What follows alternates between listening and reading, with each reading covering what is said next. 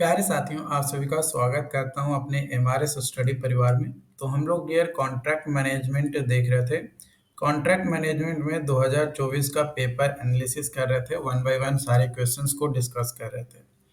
तो आज का हमारा पहला क्वेश्चन है। क्वेश्चन बोला जा रहा है, discuss the common contract clause in detail. जो कॉमन कॉन्ट्रैक्ट क्लाउजेज होता है उसको डिटेल में जो है बताना है। देखो, कॉन्ट्रैक्ट क्लाउज होता क्या है? तो ये एक स्पेसिफिक प्रोविजंस और कंडीशंस होता है जो इंक्लूडेड होता है in a construction contract to define rights, obligation और responsibility of the party involve. These clauses ensure legal clarity and protect both the client and contractor, है ना। क्लाइंट और कॉन्ट्रैक्टर दोनों को ही लीगल क्लैरिटी और प्रोटेक्ट करता है। स्कोप ऑफ वर्क क्लाउज अगर बात किया जाए तो इसमें डिस्क्राइब होता है exact nature and extent of work to be performed, includes specifications, drawing and technical details, clearly defines what is included or excluded from the contractor's responsibility। Example के तौर पे contractor shall construct RCC bridge as per approved drawings and specifications। दूसरा है payment clause, specifies the mode, schedule and conditions for payment। दूसरा, may include provisions for advance payment, interim payments and final settlement। तीसरा, defines penalties for delayed payments and retention money deductions। Example के तौर पे payment will be made monthly based और measured work completed with 5% retention until project completion। तीसरा, time of completion clause, time of completion clause first stipulates the project start time, durations and deadline for completion। दूसरा, includes provisions for time extensions in case of delays beyond the contractor's control। Example के तौर पे project must be completed within 12 months from the date of commencement। चौथा, liquidated damage यानी LD clause imposes a predetermined penalty if the contractor fails to complete the project on time। दूसरा, encourages timely completions and compensates the client for potential losses। Example के तौर पे a penalty of 5,000 per day will be imposed for delay beyond the agreed completion day। मतलब जिस दिन complete करना है उससे पहले अगर आप कंप्लीट नहीं कर पाते हो तो आप पे जो है 5,000 का पेनल्टी लगेगा पर डे के हिसाब से। पांचवा है आपका यहाँ पे variations and change order clause.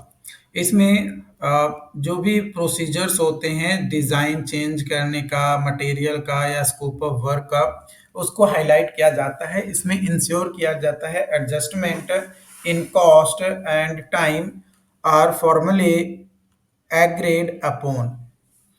Example के तौर पे any change in design must be approved in writing before execution, है ना। कोई भी चेंजेस जो है वो डिजाइन में होता है चेंज करना, तो वो जो एग्जीक्यूशन होता है एग्जीक्यूशन से पहले एक रिटन मतलब अप्रूवल होना जरूरी है कि हाँ भाई हम इस तरीके से करना चाह रहे हैं, क्या इस तरीके से किया जा सकता है या नहीं किया जा सकता है।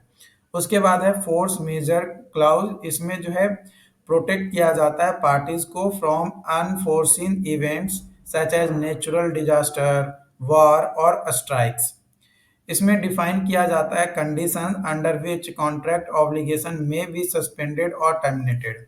कब आपका कॉन्ट्रैक्ट टर्मिनेट किया जा सकता है, कब आपका कॉन्ट्रैक्ट सस्पेंड किया जा सकता है, उसका भी कंडीशंस इसमें मेंशन होता है। एग्जाम्पल के तौर पे either party shall be able to delays caused by act of God, war or national emergencies। देखो अगर ये सभी चीज नेचुरल डिजास्टर आया तो भाई काम डिले होगा ही होगा, उसमें कुछ नहीं किया जा सकता है। लेकिन अगर नेचुरल डिजास्टर नहीं आया, कोई वार नहीं हुआ, कोई नेशनल इमरजेंसी नहीं आया, तो भी काम में डिले देखने को मिल रहा है, तो वो उसमें पेनल्टी लगाया जाएगा किसके ऊपर? तो जो कॉन्ट्रैक्टर होगा उसके ऊपर, जिसने कॉन्ट्रैक्ट लिया है उसके ऊपर, कि भाई आपका कॉन्ट्रैक्ट को खत्म भी किया जा सकता है अगर प्रॉपर क्वालिटी वगैरह मेंटेन नहीं किया जाता है तो। सातवां है termination clause. Details details condition under either parties can terminate the contract। इसमें कॉन्ट्रैक्ट ब्रीच, इंसॉल्वेंसी और नॉन परफॉर्मेंस भी जो है इंक्लूड होता है। एग्जांपल के तौर पे employer reserves the right to terminate the contract if contractor fails to meet performance standard. जो एम्प्लॉयर होता है वो रिजर्व करता है अपने पास अधिकार को जो भी कॉन्ट्रैक्ट टर्मिनेट करने का, कि अगर कॉन्ट्रैक्टर फेल हो जाता है हमारा, कोई भी परफॉर्मेंस स्टैंडर्ड को मीट नहीं करता है, तो उसको टर्मिनेट कर सकता है।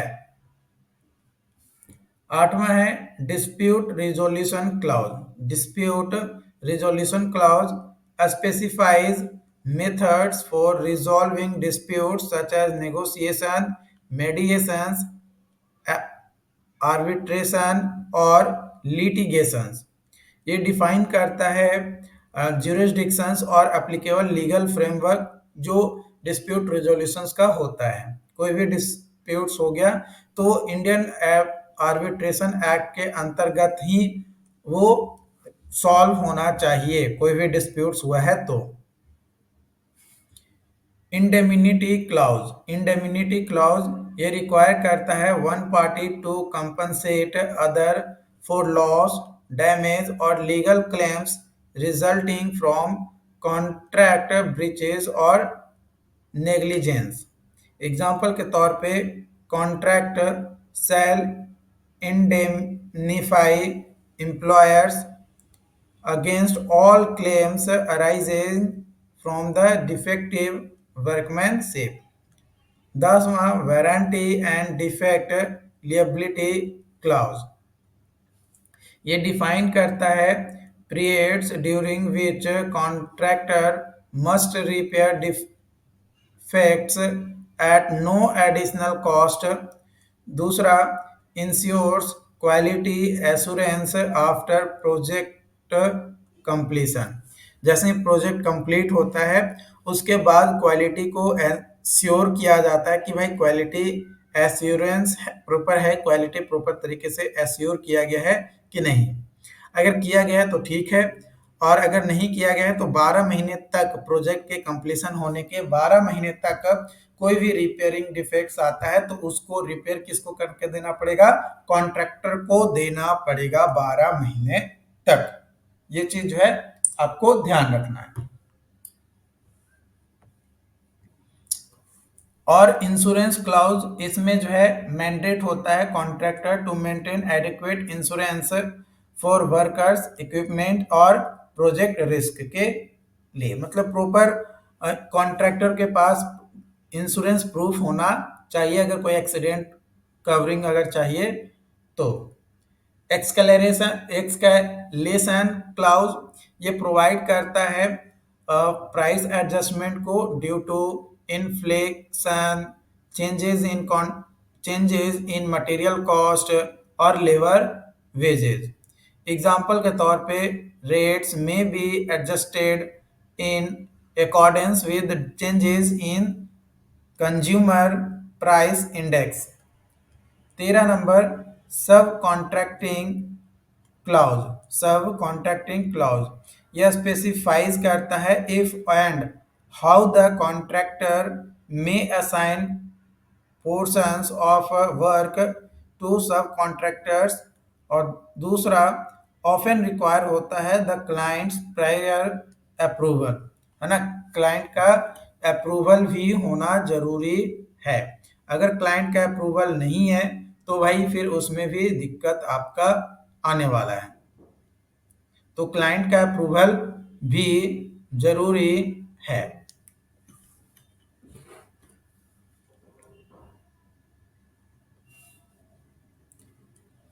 14 health safety and environmental HSE clause ये इंश्योर करता है compliance with safety regulations and environmental standards.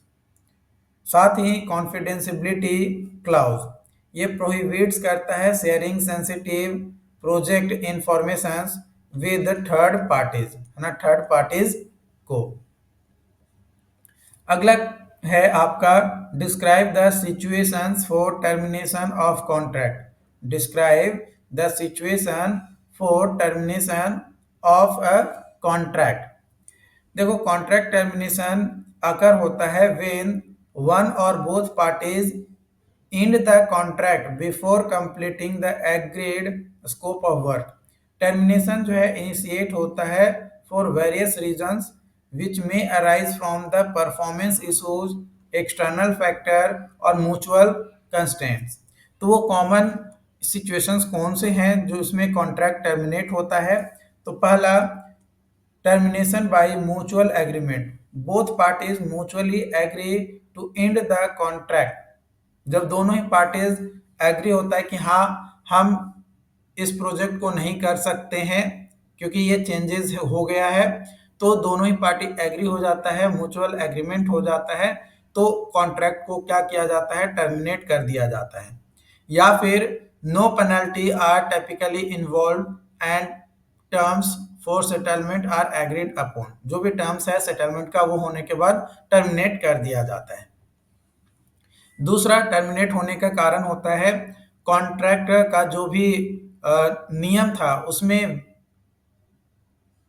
Fail हो जाना, मतलब जो भी फुलफिलमेंट था वो प्रॉपर नहीं कर पाता है कॉन्ट्रैक्टर, तो भी कॉन्ट्रैक्ट टर्मिनेट कर लिया जाता है। या एक ही चीज रिपीटेडली फेल्यूर जो है आ रहा है तो उसमें भी कॉन्ट्रैक्ट टर्मिनेट कर दिया जाता है। इसके अलावा प्रॉपर कन्वेनियंस नहीं होने के कारण से आपका जो कॉन्ट्रैक्ट होता है वो टूट जाता है। साथ ही साथ termination due to force majeure के कारण से भी जो है टर्मिनेट कर दिया जाता है। आकर when unforeseen event such as natural disaster, war या पेंडेमिक्स अगर आ जाता है तो उस कंडीशंस में एग्जीक्यूशन अगर पॉसिबल नहीं है तो भी कॉन्ट्रैक्ट को टर्मिनेट कर दिया जाता है। इसके अलावा अगर मान कर चलो कोई एक पार्टीज है जो परफॉर्मेंस स्टैंडर्ड्स है वो मीट नहीं कर पाता है या कॉन्ट्रेक्चुअल ऑब्लिगेशंस आ जाता है, तो उस कंडीशंस में भी यानी नॉन परफॉर्मेंस एंड डिफॉल्ट्स के कारण से भी जो है कॉन्ट्रैक्ट को टर्मिनेट कर दिया जाता है। इसके अलावा अगर कोई कॉन्ट्रैक्टर है वो फाइनेंशियली अनस्टेबल हो गया है या इंसॉल्वेंसी या बैंकरप्सी का स्टेट पे आ गया है तो भी कॉन्ट्रैक्टर डिक्लेयर करता है कि भाई हम बैंकरप्ट हो गए हैं, तो उस कंडीशंस में जो कॉन्ट्रैक्ट होता है वो टर्मिनेट कर दिया जाता है। इसके अलावा लीगल और रेगुलेटरी इश्यूज अगर है प्रोजेक्ट में तो उस कंडीशंस में भी जो कॉन्ट्रैक्ट होता है उसको टर्मिनेट कर दिया जाता है। साथ ही साथ कॉन्ट्रैक्ट टर्मिनेट किया जाता है ड्यू टू प्रोलॉन्ग्ड सस्पेंशन के कारण से भी, है ना। अगर वर्क सस्पेंशन एक्सीड कर जाता है 6 महीने से ज्यादा, ऑटोमेटिकली जो कॉन्ट्रैक्ट होता है वो आपका टर्मिनेट हो जाता है। आई होप कि यहाँ तक सारी चीजें सारी पॉइंट्स आपको जो है समझ में आया हो। अगर फिर भी कोई पॉइंट्स में दिक्कत आती है, कंफ्यूजन आता है, तो आप हमें कमेंट करके जरूर बताइए। जो लोग ऐप पे पढ़ रहे हैं वो लोग चैट बॉक्स में बताइए, जो लोग यूट्यूब पे देख रहे हैं वीडियोस को वो लोग चैट बॉक्स में बताइए।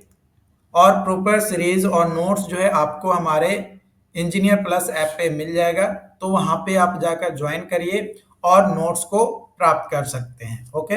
Thank you.